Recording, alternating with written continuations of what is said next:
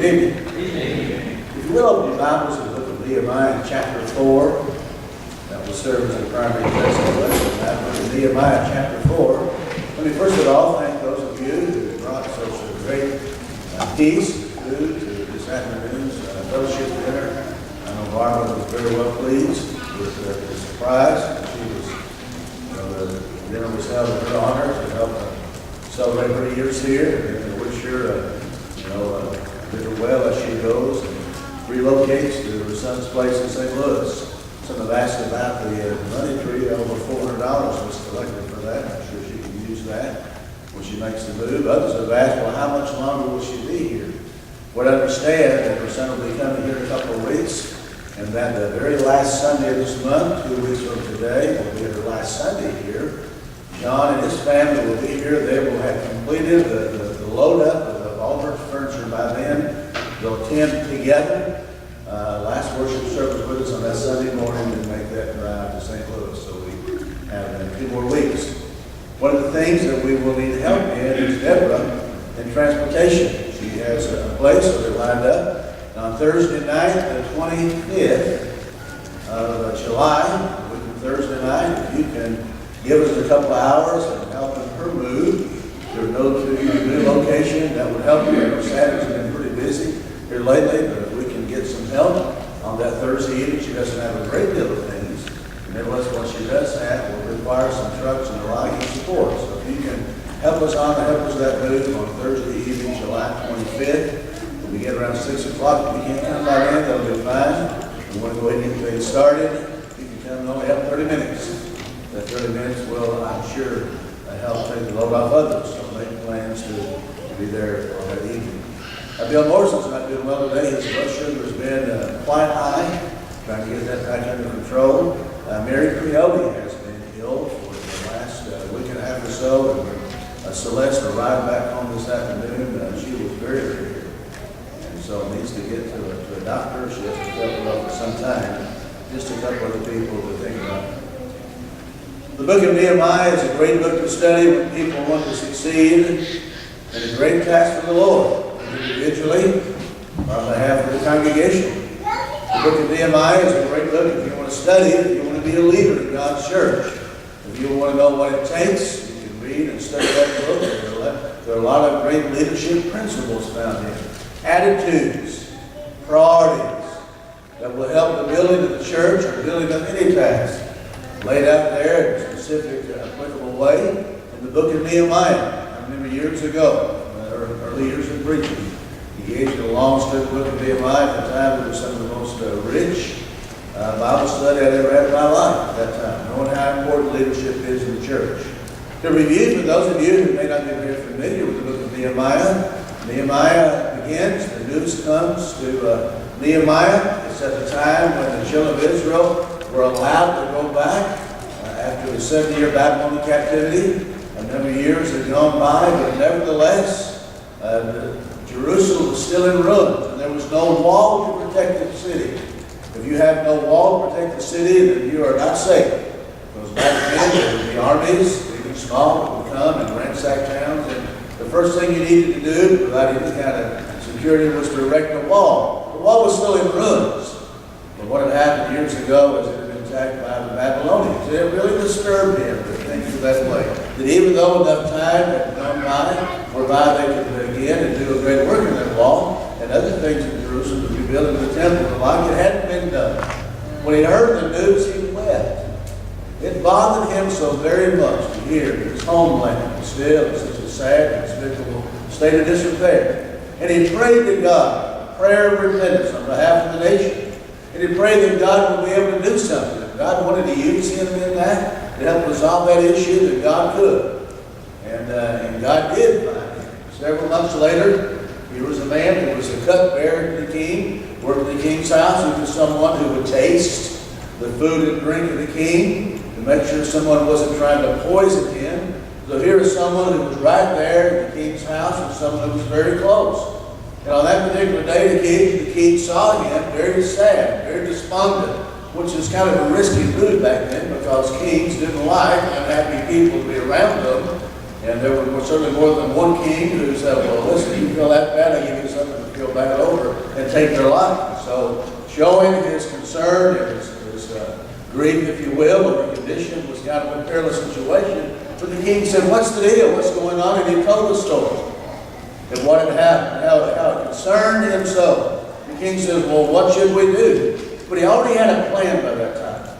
Here's what I would need. If you will let me go, undertake that project, I would greatly appreciate that. Here's what I would need.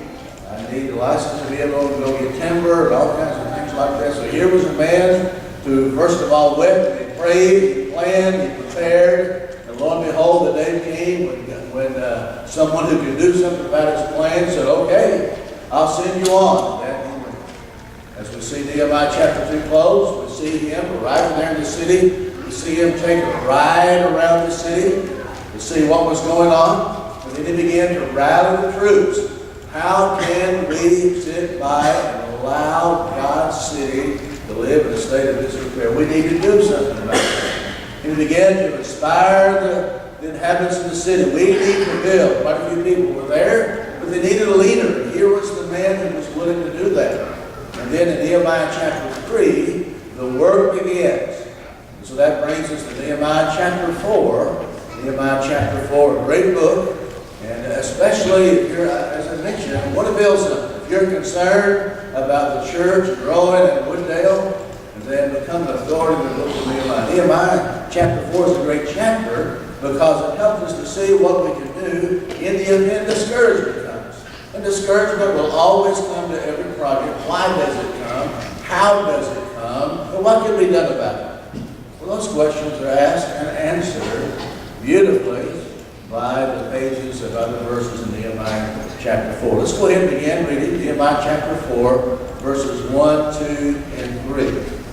But it so happened when Sanballat heard that we were rebuilding the wall, that he was furious and very indignant and mocked the Jews.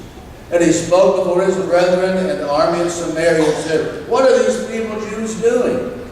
Will they fortify themselves? Will they offer sacrifices? Will they complete it in a day? Will they revive the stones from the heaps of rubbish, stones that are burned? Now Tobiah the Ammonite was beside him and said, whatever they build, if even a fox goes up on it, he'll break down their stone wall. Here are two individuals, Tobiah and Sanballat, who are going to be the constant critics of what Nehemiah and his men and women are going to try to do. Here's the first point. What happened to them will happen to any occasion when God's people make up their mind they want to build something right, especially the church. There will always be critics. Tobiah said, I don't heard of Nehemiah's plan. Didn't give it much time today, but now it's a little bit different. Now they see the wall going up and growing. And now they begin to really raise up the rhetoric, if you will, begin to really become critical of what they were building. They didn't want it there. They liked seeing Jerusalem in ruins. So, what was going to be the effect of that? Let's go ahead and read on. Nehemiah chapter 4. Let's read verses 4 through 6. Hear, O our God, for we are despised. Turn their reproach on their own heads. Give them as plunder to the land of captivity. Do not cover their iniquity. Do not let their sin be blotted out from before you. For they have provoked you to anger before the builders. So we built the wall, and the entire wall was joined together up to half its height. For the people had a mind to work. That last verse is encouraging. When this criticism really began to intensify, what was the very first thing they might have here? He prayed. He prayed, God, you take care of them. But he knew by this time already, these were men who were sworn enemies of God and their city and the Jewish way of life. Did not want it to happen. And here was a very considerable force. And so the first thing they do, instead of planning to get a party to go right after them, they pray to God. And folks, that's what we need to do as well. When things aren't going well in our plans, the first thing we need to do is pray. That's where it starts. To pray sincerely, as we mentioned this morning, for God's power to be utilized, for God's wisdom to be utilized and taken care of whatever challenge, whatever plan, whatever it is we're trying to build on behalf of the Lord. There are things sometimes we get so upset with people, sometimes our own brethren, sometimes members of our own congregation, as we saw back last year, C18. You know, one of the things that led to a lot of the problems that we had then, and still a problem today, Matthew 18 was not followed. You know, as Bryant mentioned today, great comments at the end of the lesson. You know, we have work to do. We don't have the congregation of peace and unity yet that we need to have. There are people here that might discourage you. Here's the first thing you need to do, sincerely, brother. Pray. Ask God's wisdom first for yourself. And if you can do something about it, Matthew 18, where the case might be, do it the way the Lord's Bible, the way the Bible tells you to do it. And if it's something you can't do, give it to the Lord. Romans chapter 12 says God's the one that vengeance with it. There's someone needs to be this one taken care of, and after you've done your part, the church has done their part, it's not fixed, let God take care of it. And we see that good example here in the life and words of Nehemiah. And so, if the criticism first comes, it's intense. The first thing to do is pray, God, you take care of these people. Let them get their just rewards. And in verse 6, so we built the wall, and the entire wall was joined together up to half its height for the people and a mind to work. In verse 6, things are looking pretty good. They got the project started. Now they're halfway finished, and the people were in a mood to work, and they got things done. You think it's an easy job to finish? Not at all. Let's see why. Let's begin reading verse 7. Verses 7 and 8. Now it happened when Sanballat, Tobiah the Arabs, and the Ammonites, and the Ashdodites heard that the walls of Jerusalem were being restored, and the gaps were beginning to be closed, that they became very angry. And all of them conspired together to come and attack Jerusalem and create confusion. So here now is a serious threat. And when Tobiah and Sanballat first heard of Nehemiah's plans back in chapter 2, they probably said, we've heard that before, not a big deal, but now things were changing. As the chapter begins, they're saying, hey, these people are getting it done. They're actually starting the job. And then they become very critical. And now by the time the wall is halfway built, now these guys, Tobiah, Sanballat, and the others said, hey, we can't let this happen. We cannot let Jerusalem be destroyed or go ahead and build again and be the place of strength that it was once before. We cannot let that happen. And folks, isn't that the way that it is? Sometimes a threat comes to us, a situation or people might discourage us. The criticism comes, we pray, it doesn't fix it. And God allows that. Now, why is that? As we mentioned in previous sermons, sometimes, as we think about situations, well, why does God allow less than perfect people remain in the church? Well, no one's going to be perfect to begin with. God allows people who may not be very loving to stay in the midst of congregations to help us learn patience, to help us learn who we are and who we're not. There are all kinds of meaningful learning experiences in congregations when things go well and when things don't go well. So God allows sometimes a test to come from our own congregation to let us know whether or not we can have a kind of love that's kind, whether one that suffers long, whether one is envious or not, especially when he spreads the promise done for our own brethren. And so now, going back to Nehemiah, the situation now, they have a serious problem on their hands. The wall was halfway built, and now the word goes out, we're going to stop this. We're going to put an army together. We're going to end this happening before it goes any further. And so now you can imagine the threat was really going to have an effect upon the people who were building. Let's see what happens. Verses 10 and 11. Then Judah said, the strength of the laborers is failing, and there is so much rubbish that we're not able to build the wall. And their adversaries said they will neither know nor see anything till we come into their midst and kill them and cause the work to cease. You think they're discouraged now? These are folks that are discouraged. Let's look at the conditions that verify that. Verse 10 again. The strength of the laborers is failing. Isn't that what always happens? In a long job, a big job, people are so excited as you get a job started with a lot of fanfare and so forth, pomp and circumstance. You get it going, you get a work in the church going, it's going good for a while, and after a while it doesn't go as good. And after a while, as is the nature of all of us to a certain extent, after a while, the strength, the enthusiasm that we had at its beginning, well, it begins to dissipate, it begins to deteriorate. And that's what was going on. The strength and the labor was they were getting out. They worked a long time. And the strength wasn't what it was when it started. Folks, that's going to be true with a lot of us. There may not be the physical strength, but that's where the mind, the heart, the faith has to kick in. That's the first problem. The strength, the labor, there was so much rubbish that we're not able to build walls. Imagine, if you will, a building project. You look around at the rubbish all over the place. It's that way. Anybody here ever built a house? Or try to change the project, or maybe go in a situation. I know sometimes growing up with children, parents say, well, I'm going to let you go and you decide how your room's going to get. And after a while, they get so thick and so bad. Mom and dad come in and say, you're going to have to clean it up. You're going to have to clean up this mess. And the children may just say, oh, well, they may not know where to start. It may be so bad. And sometimes things get piled up, the junk and everything, where people can become discouraged because you don't see the finished product. You see it halfway through. A lot of stuff, a lot of rubbish laying around, and people stop dreaming. When the vision begins to sink, when the strength begins to fail, discouragement is there. Rather, what we need to do with the discouragement that we face is remember the dream. Remember the vision of what this congregation should be, must be, intended to be. We can't take our eyes off the goal. We must do our very best to be able to encourage each other, and those that are overworking, to be able to give them the time and share in the work.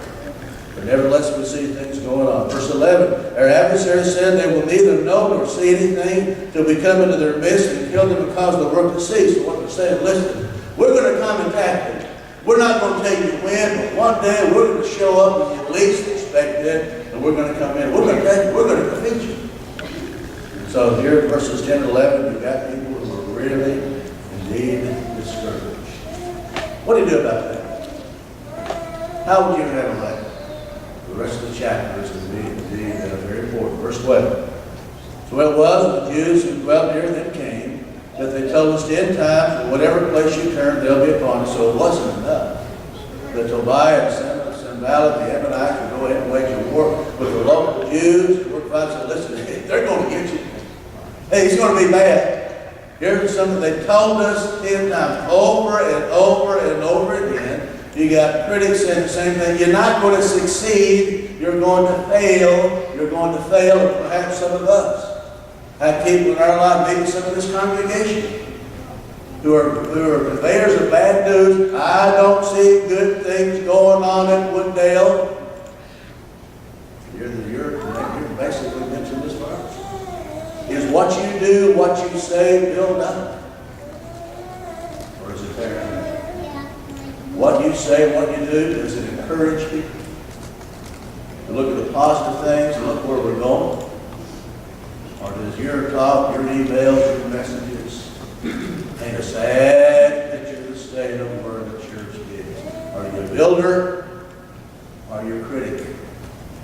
There's a situation we all need to ask ourselves. The critics were there. Verse 13, therefore, here's what Nehemiah did. I positioned men behind the lower parts of the wall at the openings, and I set the people according to their families with their swords, their spears, and their bows. And I looked and arose and said to the nobles, to the leaders, to the rest of the people, do not be afraid of them. Remember the Lord, great and awesome, and fight for your brethren, your sons, your daughters, your wives, and your houses. And it happened when our enemies heard that it was known to us, and that God had brought their plot to nothing, that all of us returned to the wall, everyone to his work. What did they do? They banded together. They banded together, they lined up in families. They said, we're going to meet this challenge. We're not going to quit. We're not going to run. We're going to finish the job that God gave us to do. And when the opposition heard that, they backed off. The key, though, was look at verse 14. The reason why this could succeed, the reason why Nehemiah was such a great leader. And I looked and arose and said to the nobles, the leaders, and the rest of the people, don't be afraid of them. Remember the Lord, great and awesome, fight for your brethren. There it is, brethren. That's the thing we've mentioned this morning. Look at Joshua and Caleb. These men were different. These men were great, first and foremost, because they knew they had a great and awesome God. We see the same spirit. We are going to be strong and win because the Lord is on our side. Brother, the same principle will work for you, and for me, and for this congregation. If we want to. Verse 15, it happened when enemy certainly was known to us, and God had brought their plot to nothing. All of us returned to the wall, everyone to his work. So it was from that time on that half of my servants worked at construction, while the other half held the spears, the shields, the bows, and wore armor, and the leaders were behind all the house of Judah. Those who built on the wall and those who carried burdens loaded themselves so that with one hand they worked at construction, and with the other they held a weapon. Every one of the builders had his sword girded at his side as he built, and the one who sounded the trumpet was beside him. Here were people that knew. There's a very real and clear danger. There's a danger that we have to be ready for it. So on one hand they had the sword, with the other hand they didn't quit. They had the defensive mode, but they also had the offensive mode. They did what they needed to do to protect the integrity of their operation. At the same time, they didn't forget their purpose. Rather, we have to do the same. We're here to do things when we build a church. We cannot remain in a defensive mode and wait till all the lights turn green and all the opposition is over and all the critics have been silenced. We need to do our very best to handle that. At the same time, turn as it is. And do what we're capable of doing. And do what the Lord sent us here to do. Verse 18, and I said to the nobles, the rulers, and the rest of the people, the work is great and extensive. We're separated far from one another on the wall. Wherever you hear the sound of the trumpet, rally to us there. Our God will fight for us. Every people spread out all over Jerusalem. If the threat did come, close ranks. Get together. Hang in there. There's safety in numbers, especially when God is on your side. So instead of being strung out, when the real threat is there, that's when brethren especially need to pull and be close to each other. And that's what they were willing to do, and that's what they did. Verse 21, so we labored in the work. After the men held the spears from daybreak until the stars appeared. At the same time also said to the people, let each man and his servant stay at night in Jerusalem, that they may be our guard by night and a working party by day. So neither I, my brethren, my servants, nor the men of the guard who followed me took off our clothes, except that everyone took them off for washing. Here were people that stayed on the task, stayed on the job, and worked, and worked, and worked. They had a mind to work. You can read the rest of Nehemiah. They got the wall built. Jerusalem was restored. And the church. Great points in the chapter. Discouragement had set in, but it wasn't the end. And restored. The victory came. The same principles that they used, the same attitudes, same priorities that they used, can be used today. And one thing that should surface after reading this chapter, some of the 23 verses, here's what the people were. They were willing to work. And work and work. When discouragement came, their leaders challenged them to keep on working, keep on working, keep on working. Now, brethren, I don't know how this ends up. That congregation, I don't know how it ends up here, but I know this. The future of Wooddale is going to be great and strong and secure as long as we have people willing to work. Yeah. For the greatest cause in all the world, the Lord's cause. So I hope this chapter is an encouragement to you. Mark it, if you will. This is a chapter that all of us needs to be an authority on. Discouragement will sooner or later settle in if it's not there already. But there's a way around it. It's with the help of the Lord, and the help of our brethren, that begins with prayer. Great message. Tonight, if you need to respond to the invitation of the gospel of Christ, we hope that you'll avail yourself of the opportunity this hour. Never had your sins washed away, never has been baptized into Christ with the remission of your sins. You've got the best opportunity in all the world to do that this very hour, this very night. Respond to become a New Testament Christian. Trust and obey the song. That's the challenge. Trust God and obey His word. If you're an erring Christian, then lay down the sword, lay down the plow, lay down the worker's instruments. Stick them back there. Fight through this life. Criticism may be there, you will always have a certain element. Rise above it or through it with the Lord's help. And do the good. If you're there in Christianity, you best have a walk down, whatever your deed might be. We hope and pray that you respond now, because you got to stand.